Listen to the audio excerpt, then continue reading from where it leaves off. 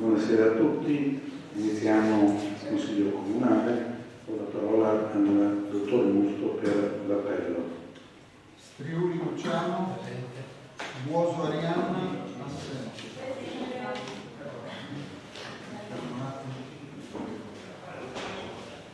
Buoso Arianna, Giusto Alessandra, assente. Boato Giuseppe, Comizio Giovanni Clemente, Marchesano Rocco, Barbaro Riccardo, Momente Sara, Vanzan Lorenza, Tamassia Evaristo, Lomassaro Andrea, Sapiotto Giacomo, Miolo Carlo, Conte Rosanna è sempre giustificata, Antelmo Luca, Ferraro Marilisa, presente. Doretto Catiuscia. Presente. In questo caso il numero legale, passiamo al primo punto, do la parola al signor Sinistro. Sì, buonasera a tutti, grazie Presidente. Ho due comunicazioni da dare al Consiglio. La prima è relativa al prelevamento del Fondo di Riserva Ordinario di Cassa.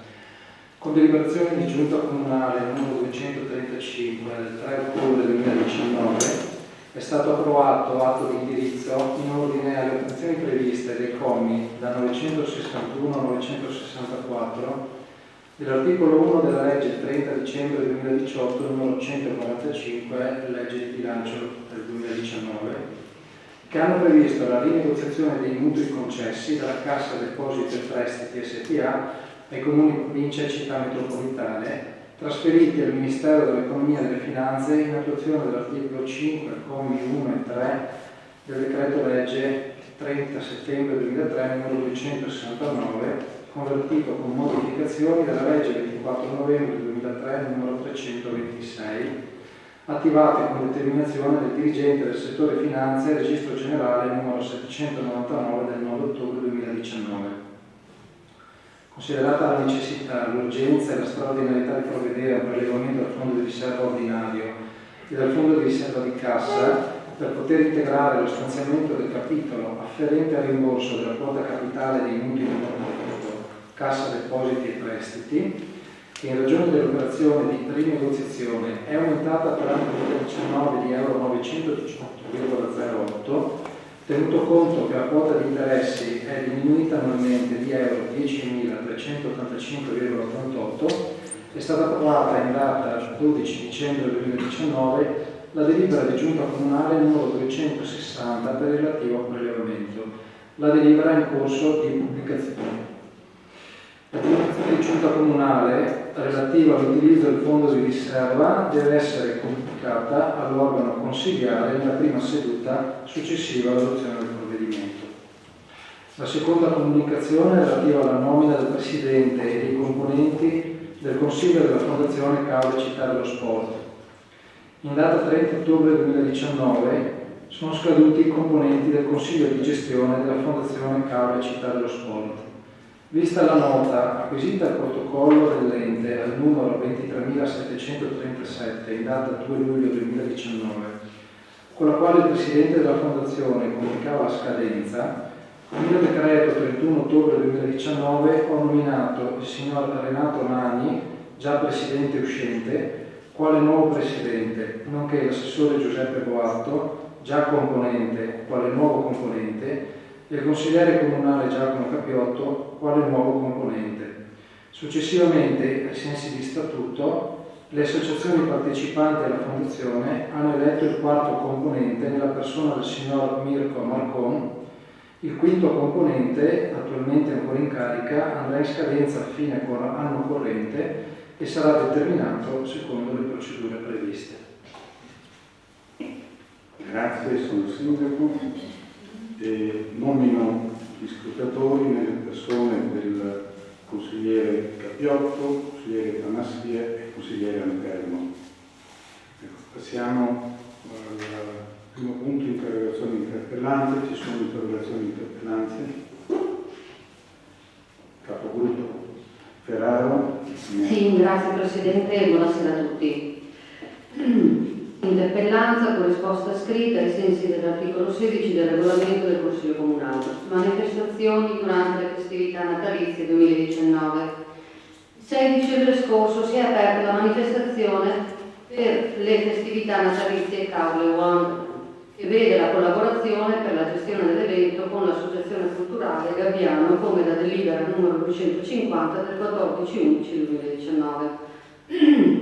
La delibera in oggetto prevede l'installazione di case e esposizione per esposizione e vendita di prodotti di settori non alimentari, eventualmente anche con somministrazione e produttori agricoli collocati nel centro storico, il posizionamento di strutture tipo food truck, autonegozi, banchi da adibire al settore alimentare con somministrazione nell'area di Via Roma, l'allestimento della pista di pattinaggio in Campo Oriondi e l'allestimento di spazi dedicati ai bambini nella sala al piano inferiore del centro civico e nel centro culturale Bafile, l'installazione di alcune attrazioni di spettacolo viaggianti in centro storico. Il posizionamento di numerose strutture di tipo food truck, autonegozi, banchi da adibire al settore alimentare con somministrazione nell'area di Via Roma, con il divieto di sosta per l'intero periodo dal 6/12/19 al 6/1/2020, risulta a nostro avviso una scelta poco efficiente rispetto alla viabilità ordinaria in Via Roma e anche alla luce di numerosi cantieri che sono presenti nel nostro territorio, dalla riqualificazione di Viale Santa Margherita, ai lavori sul Ponte Saetta, agli imponenti lavori di Piazza Sant'Antonio. Ma la scelta di posizionare food truck, autonegozi e banchi alimentari in Via Roma è anche poco attenta alle esigenze culturali e religiose della nostra città. Le strutture sono vicine a edifici religiosi e creano disagi a chi vorrebbe raggiungere i luoghi di culto con i mezzi di trasporto, in particolare anziani e persone diversamente abili. Se poi vogliamo parlare di decoro pubblico, posizionare i servizi chimici igienici di fronte alla sede della Guardia di Finanza e nelle immediate vicinanze della nostra cattedrale, crea una vera sensazione di disagio. Il nostro centro storico è da tutti considerato un bene prezioso e delicato da preservare e valorizzare nella sua unicità. Tante e troppe attrazioni, a nostro avviso, danneggiano il territorio e l'immagine della nostra città. Gli stessi servizi igienici risultano insufficienti per l'ingente afflusso turistico previsto per la manifestazione e non adatti alle persone diversamente abili. Per quanto riguarda la sicurezza, posizionare una giostra a ridosso della strada su una rotatoria molto importante per la viabilità di Caule, sulla quale si accede anche chi esce dal parcheggio sotterraneo Bafile, risulta a nostro avviso pericoloso soprattutto per i pedoni che si trovano a dover camminare sulla strada perché parte del marciapiede è stato chiuso. Tutto ciò premesso, si chiede a questa amministrazione se era necessario posizionare un'eccessiva quantità di giostre, alcune in punti particolarmente delicati della viabilità.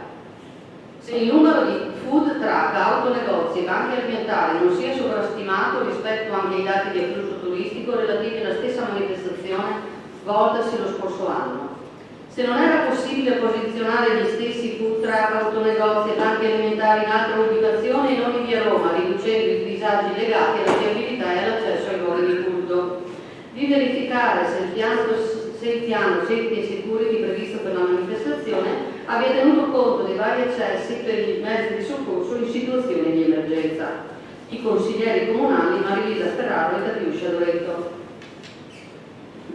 Grazie, capogruppo. Consigliere Doretto. Grazie Presidente, buonasera a tutti. Interpellanza con risposta scritta ai sensi dell'articolo 16 del regolamento del Consiglio Comunale.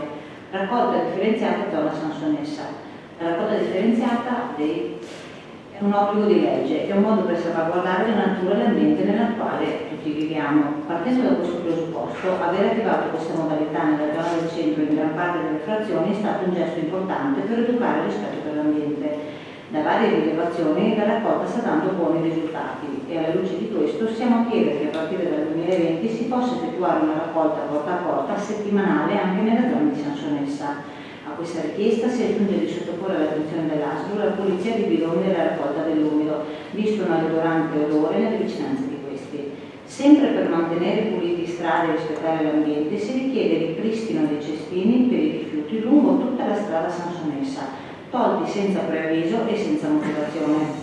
Si chiede inoltre di potenziare il controllo sulle strade e aumentare le sanzioni per i trasgressori, così da poter utilizzare le risorse derivanti dalle sanzioni stesse per la riqualificazione del territorio, come ad esempio ristrutturazione marciapiedi, illuminazione pubblica, risoluzione di velocità e segnaletica stradale, ad oggi insufficienti per un quartiere quale Sansonessa, tra i più popolati della nostra città.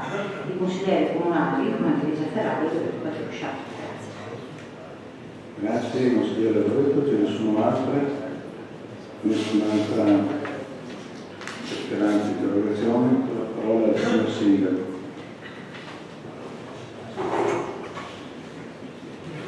Allora, lo scorso 14 novembre 2019 la minoranza ha presentato un'interrogazione che sarebbe stata risposta scritta, avente ad oggetto l'emergenza maltempo, ritardi negli interventi.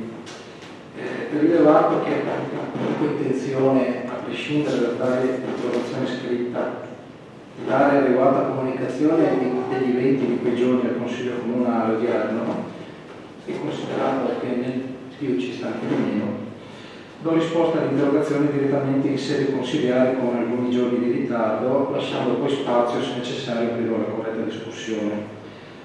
Chiedo al capogruppo Minolo se vuole dare lui lettura dell'interpellanza, altrimenti io leggo io. Allora, l'interpellanza presentata in minoranza. L'interpellanza presentata dalla minoranza ha ad oggetto emergenza del tempo, ritardi negli interventi. Sottoscritti Carlo Miolo, Luca Anterno, Rosanna Conte, consiglieri comunali della lista civica Miolo Sindaco, alla luce di quanto accaduto nella serata del 12 novembre scorso, nella successiva notte tra il 12 e il 13, a causa della forte ondata di maltempo che ha provocato notevoli disagi e preoccupazioni ai cittadini a seguito delle infiltrazioni d'acqua nel muretto di protezione del porticciolo e delle piene riguardanti sia il rio che i canali, considerato che tale situazione si era manifestata sia pur con minore violenza anche lo scorso anno in occasione di un'altra ondata di maltempo che ha interessato il comune di Caule. Rilevato che accadimenti di questo genere potrebbero avvenire ulteriormente stante l'instabilità climatica, per cui il rischio è che si determinino purtroppo episodi di forti piogge con una certa frequenza. Rilevato altresì che su segnalazione di molti cittadini, nonostante le condizioni di allerta del tempo fossero prevedibili già da alcuni giorni, non vi sono stati adeguati interventi da parte dell'amministrazione comunale per informare preventivamente la cittadinanza. Inoltre, vi sarebbero state delle carenze rispetto alle necessità successive alle piogge, come ad esempio il numero di sacchi a protezione del rio e dei canali, decisamente inferiore alle effettive necessità. Appreso infine che questa amministrazione avrebbe da tempo chiesto al genio civile e regionale di intervenire, tutto ciò premesso interrogano la signoria vostra per sapere quali sono state le misure preventive messe in atto dall'amministrazione comunale per segnalare l'emergenza maltempo e quali sono stati gli interventi messi in atto, con quale tempistica e in che misura, soprattutto a protezione delle parti più a rischio come quelle ricordate in premessa del rio e dei canali.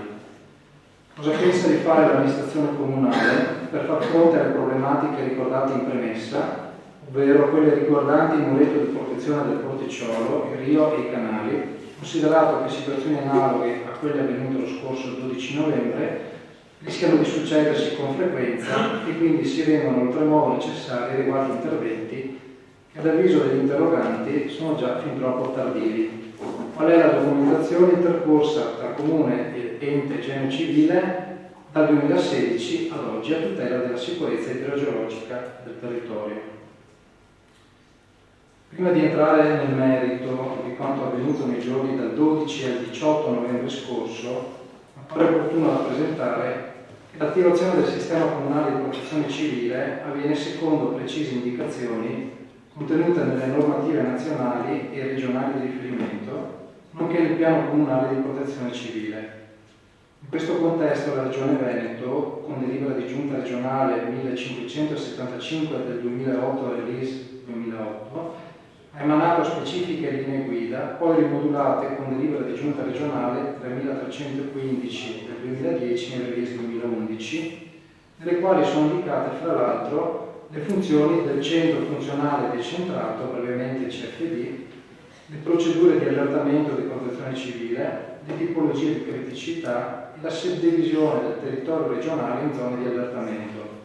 Il comune di Caule è ricompreso nell'area Veneto G, che comprende i bacini veneti dei fiumi Livenza, Lemene e Tagliamento.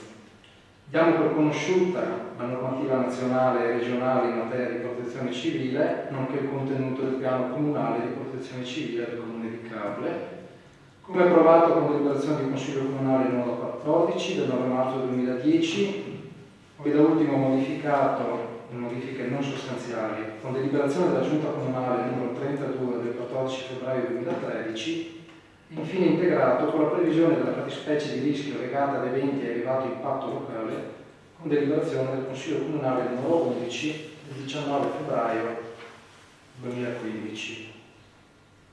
Tanto premesso, ricostruisco sulla base della conoscenza mia diretta dei fatti, nonché dei rapporti riepilogativi di emergenza elaborati dal nostro sistema informatico di protezione civile, gli eventi a partire dal primo giorno di interesse e rispondo in primis alla prima parte del quesito di cui è la citata interrogazione.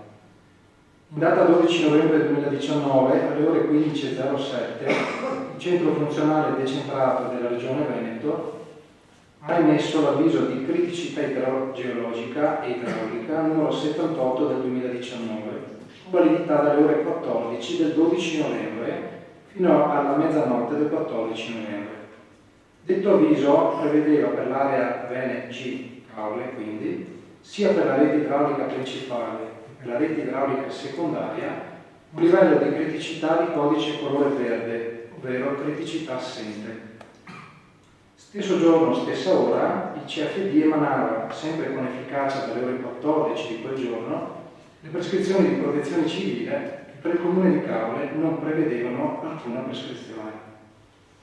Nonostante i predetti avvisi del CFD, l'Ufficio Comunale di Protezione Civile, coordinandosi con il sindaco, benché non previsto, in quanto mancava lo stato di attenzione, aveva attivato un servizio di monitoraggio del territorio con particolare riguardo ai corsi d'acqua e al porto canale, anche in considerazione delle previsioni meteo non favorevoli e della marea sostenuta prevista con bollettino del centro maree di Venezia, emesso alle ore 13.30, con una previsione di punta massima di centimetri 140 prevista per le ore 22.55.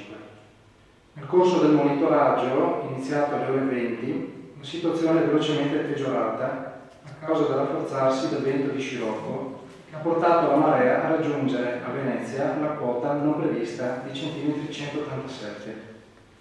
Immediatamente la squadra impegnata nel monitoraggio, composta da volontari del gruppo comunale di protezione civile e dal coordinatore del gruppo, contattava il responsabile dell'ufficio di protezione civile e il sindaco. Il sindaco alle ore 20.30 disponeva immediatamente l'attivazione del centro operativo comunale, brevemente COC, procedendo secondo quanto previsto al piano comunale di protezione civile, allertando nel contempo la città metropolitana di Venezia, la Regione Veneto, la Prefettura di Venezia, la stazione Carabinieri di Caule, la Guardia di Finanza Tenenza di Caule, la Squadriglia Navale di Caule e la Guardia Costiera di Caule, oltre agli altri soggetti privati indicati nel piano comunale di protezione civile. In pochi minuti erano già attivi i volontari del gruppo comunale di protezione civile, gli operai della reperibilità comunale, alcuni operatori della polizia locale, nonché le ditte private locali inserite nel piano comunale, che insieme con vari interventi provvedevano a mettere per quanto possibile in sicurezza il territorio e prestare assistenza alla popolazione, secondo quanto previsto dal piano di emergenza.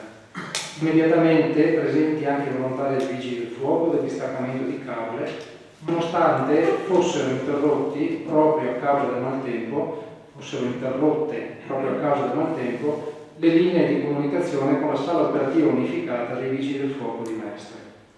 Le attività di protezione civile, con l'impiego dei volontari, della polizia locale, degli operai comunali e delle ditte allertate, sono proseguite anche nei giorni e nelle notti successive, fino alla cessazione dell'emergenza con la chiusura definitiva del COC da parte del sindaco alle ore 18:15 del 19 novembre 2019, emergenza cessata. Nella fase acuta dell'emergenza, la seconda più alta nella storia che si ricordi dopo l'alluvione del 1966, Sono intervenute 11 squadre della nostra protezione civile, per un totale di 14 volontari, oltre il sindaco, in quanto autorità territoriale di protezione civile, il comandante della polizia locale, che dirige il settore di protezione civile e il coordinatore dei volontari. Le squadre sono state poi ridotte nei giorni successivi al gradato rientro dell'emergenza. Colgo l'occasione dell'odierna discussione in Consiglio Comunale di ringraziare a nome della città i volontari che sono intervenuti per dare una mano ad affrontare e superare la grave emergenza. Preciso da ultimo che il Sindaco già lo scorso anno ha dato disposizioni per la revisione completa dell'attuale piano comunale di protezione civile e ci confida che più tardi, prima della prossima stagione estiva, il nuovo strumento sarà portato in approvazione in Consiglio Comunale e successivamente presentato alla cittadinanza. Rispondo alla seconda e terza parte del quesito di cui la citata interrogazione. Nel corso dell'emergenza siamo intervenuti secondo il protocollo previsto al piano comunale di protezione civile riguardo alla criticità idraulica, mediante la posizione dei sacchi di sabbia anti-allagamento e delle paratie anti-allagamento.